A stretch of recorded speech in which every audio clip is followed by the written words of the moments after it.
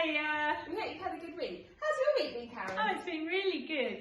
Lots of things. Good. I've got a question to ask you. You know those biscuits I bought the other day into the office? I can't find them. Have you seen them?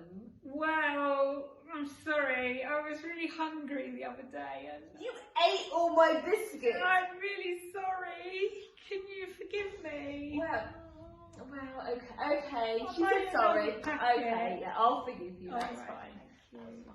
So, what are we doing in today's story? We probably talking about forgiveness. Excellent. So, today's story, as Karen said, is all about forgiveness. We start off on a farm in a home where a father lives with his two sons, an older son and a younger son, and they work together and work the farm.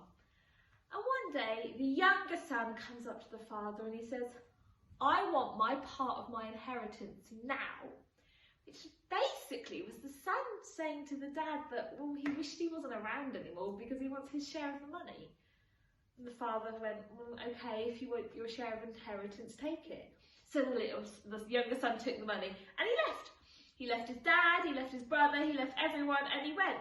And he went off and he made these new friends and they went out and they spent money on food and lots of fun stuff. And he had all these new friends and he thought, what a great life I'm leading. All these people like me, I'm popular, I've got all this money. And then what happens with the money is he spent it. And he spent more and he spent more. And suddenly he didn't really have any left. And all those friends suddenly just started to disappear. They weren't interested in him anymore. They were only interested in him when he had his money. And so he found himself alone in a place he didn't really know. All these so-called friends had deserted him and he had no money. He had nothing.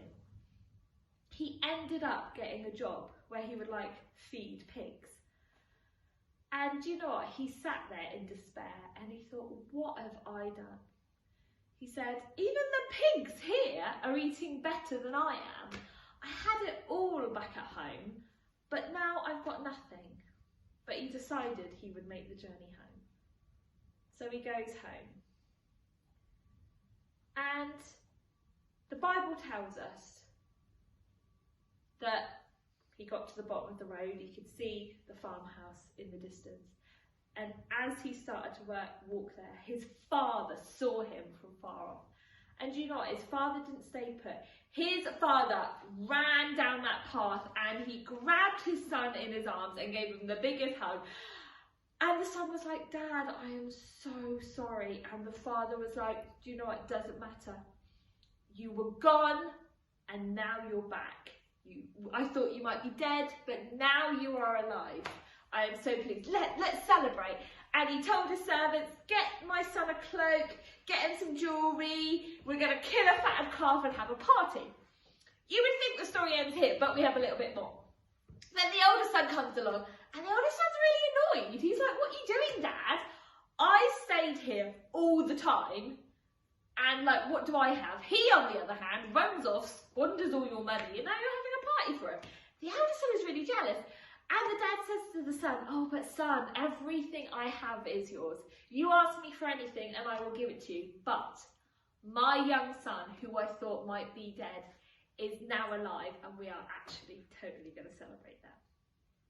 Well, that father was very forgiving, wasn't he? He was quite happy for his son to come back. The son was thinking, I'm sure he was thinking that, oh, perhaps I could come back as my father's servant or something. And I wouldn't, I could work for him and get money off of him.